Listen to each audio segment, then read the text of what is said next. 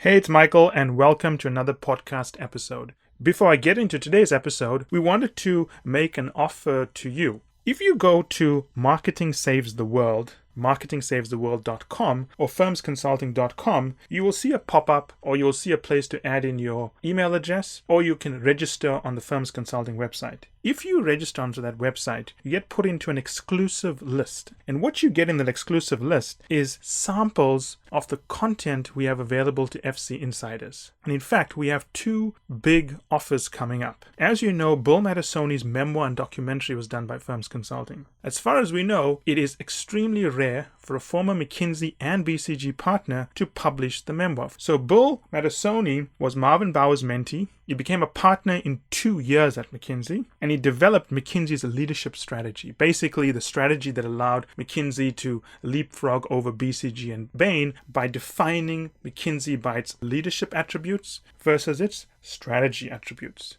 Now, we're going to be launching a promotion soon, and if you've looked at our prices, you know we are pretty premium. However, we're going to go with very, very accessible pricing, and it's a once-off offer. It's not going to happen very often, and it's only available through this list. So go to marketingsavestheworld.com and firmsconsulting.com. Along with access to that special offer, you will also receive sample episodes of our insider content. For example, you could get a sample episode of Competitive Strategy with Kevin Coyne. Kevin Coyne is an ex-McKinsey partner, former worldwide head of strategy, and he had served something like over 25 CEOs on a personal level on a one-to-one basis over his career. Kevin also has a program called How to Become a McKinsey Partner. It's the first time ever a McKinsey partner has gone on record talking about what is actually required to become a partner, and you'll find it's very different from what you think is required. How to Develop Deep Insights, which I have put together, one of our most popular programs. The Electric Car Startup. You will get sample episodes of all of those programs and more if you sign up to this list. So, that said, I hope you enjoyed today's episode. Hi everyone, and welcome to another podcast. In today's episode, I am going to be talking about Bill Matassoni's new memoir, but specifically some of the very deep insights you are likely to learn as you go through the memoir. I'm not going to tell you everything. There's quite a lot there, and I think it's better if you read it yourself, because I can't obviously develop the voice and context that Bill has developed and infused into his memoir, and it's good for you to go through that journey with him. But I do want to talk through some of the insights that I've seen that I think you need to be aware of as you read the memoir. I think the first one is that, well, before I get into the first one, I don't want to talk about obvious things. I'm not going to talk about obvious things that you would obviously infer about a partner's memoir. There's no point in doing that. I'm going to talk about some of the things that you may not have been aware of, or you may not take out of the memoir, but I want you to think about it. The first one is that memoirs of McKinsey and BCG partners are incredibly rare to be found published on the open market. In fact, you can't find any. If you go and search into anywhere, basically, for a McKinsey's partner's memoir, you won't find it. A BCG partner's memoir, you won't find it. A Bain partner's memoir, you will not find it. The inner workings of these extremely elite and selective firms, they keep it a secret by and large. The reason they do that is because that's how they preserve their elitism and success, by not sharing the mechanics of how they made decisions, the thinking that went behind some of the important differentiating positions, and so on. Bill Matassoni's memoir gives you a rare opportunity to see why, how, when partners made some very complex decisions that have obviously had a big impact on the world. One of the reasons Firms Consulting and our constellation of sites from Strategy TV to strategytraining.com is unique. We are the only platform in the world that takes the deep insights of partners and shares it. Firstly, the insights we share, you can't find anywhere else. The way we share it is deeply personal. We try not to sanitize things. We try to keep the personality in the training, in the feedback. I mean, you have Bill talking about how he went out there and stopped an Italian partner from publishing a book which was highly political and could have hurt the firm. You have a situation whereby Bill talks about how he had to help Marvin Bower, and maybe the word help is wrong, but how he had to advise Marvin Bower when Bower was about to publish his final book. And these are deeply personal things that people don't talk about. He talks about the mistakes that partners have made, like Kenichi Ohma during some roundtable debate or interview about trade and so on, and how badly it was perceived and why it was perceived badly and what the firm did about it. Whenever you read about any books about management consulting or any elite firms, whether it's banking or management consulting and so on, they fall into one of two sides. One is they are overly exaggerated and fluffy and basically promotional pieces of how great the firms are. And the other side, they tend to be controversial hit pieces about how there's some deep, dark conspiracy of people making bad mistakes around the world. I think Bill's book is neither. He's just telling you the way he sees it and the way he's experienced it from someone who's been there. Because most books which have been written about McKinsey or any great firm is usually written by an outsider.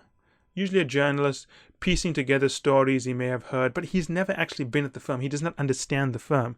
You cannot understand a firm unless you've worked there, no matter what someone says. And when I say work there, I don't mean spending 2 years as an associate or rising the way all the way up to engagement manager or even principal. You have to have been a senior partner and have been involved in some of the messy decisions and some of the great decisions. So the first thing is that it's a rare opportunity. And I'm not sure how long we'll keep it available on the market, but for now, we're going to put it out there. And what I want you to take out of the first insight here is that what you're going to get is something that doesn't exist anywhere in the world. 2, the second insight. I want you to note the cover of the memoir. Do you notice that nowhere on the cover do we say Bill was a McKinsey or BCG partner? Think about that for a second. To many of you listening to this, in your mind, becoming a McKinsey partner or BCG partner, especially one of Bill's stature, who has played a significant role in helping McKinsey be so successful, who is widely regarded as one of the best partners at McKinsey, you would think that he would put that everywhere. Now, the question I have for you is, why wouldn't he do that? And it's an important insight. One of the questions I get a lot from people is, Michael, why don't you talk more about where you've worked and so on? And what people don't understand is that at a certain point, as partners, while to the outside world it sounds like the fact that we were partners is the most amazing thing we've ever achieved and we should always talk about it, it's actually not the most amazing thing we've ever achieved, and we've done other big things since we've left the firm that we'd rather be recognized for. It's like this. One show I've watched, which I like, is Friday Night Lights, about a Texas high school football team. And one of the characters there is, I forget his name now, but he lives with his brother. And his brother is basically, for lack of a better word, not really going anywhere in life. And his brother graduated high school many, many years ago, maybe 10, 15 years ago, and basically spends his whole life drinking beers and passing out. But all he ever talks about is the fact that he was a high school quarterback 15 years ago.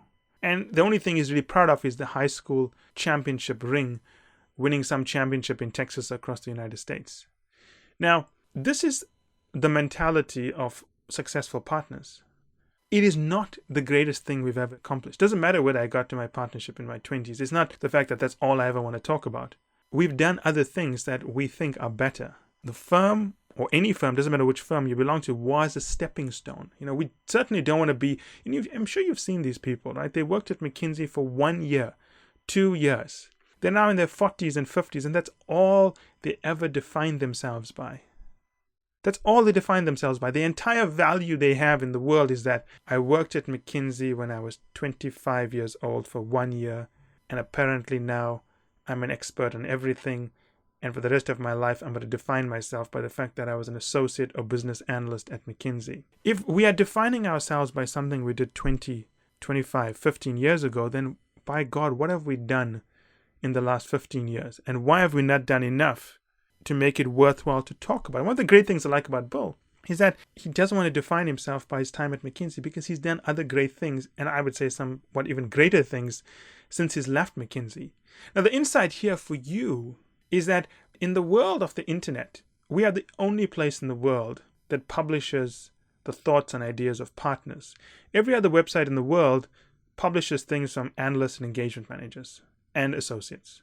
So when you look at these analysts and associates and engagement managers, and all they talk about is the McKinsey and BCG background, and you look at us and you say, but these guys never talk about their backgrounds. Why is it? Because we're partners and we measure ourselves very differently. We are not the kind of people who are just so happy to get into McKinsey and we're so young that we can only be defined by it. We are defined by broader things. So the insight here for you is that think about how you define yourself. And one of the great things I like about Bill, and I've obviously know many people in management consulting and partners, is that he's unique in 2 ways. One, the man is literally grateful. And I mean that in a nice way, because many people are not grateful. They are entitled. They feel that whatever success they have received, they worked for it, they earned it, and you can't take it away from them. And if they don't get successes in the future, they feel that they are not given something that they are owed, and they become bitter.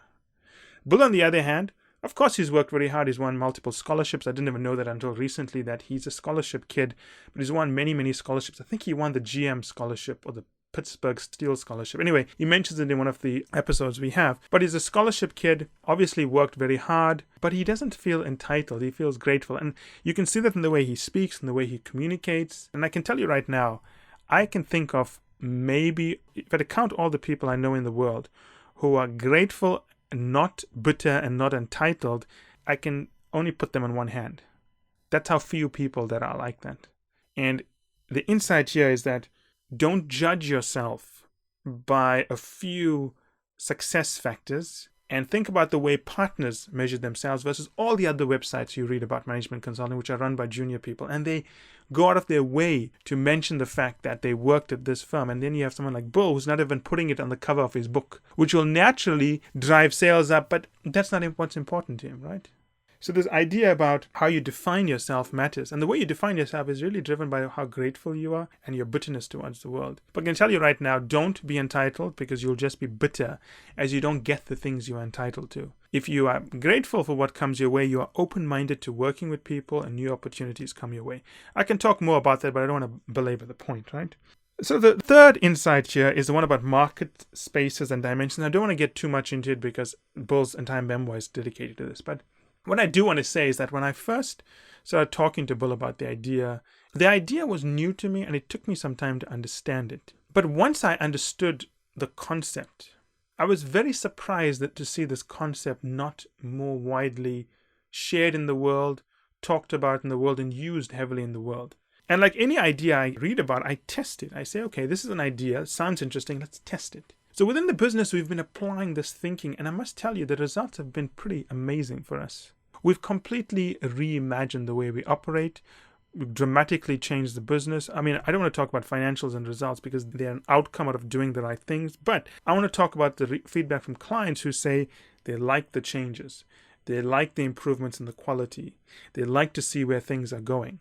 They appreciate the changes that are taking place. And that's a direct outcome out of this concept of market spaces and dimensions. And one of the things I want you to figure out of this book is that the insight here is that it's a simple concept that actually works. I remember once getting a feedback from a client and saying that it's a very simple concept.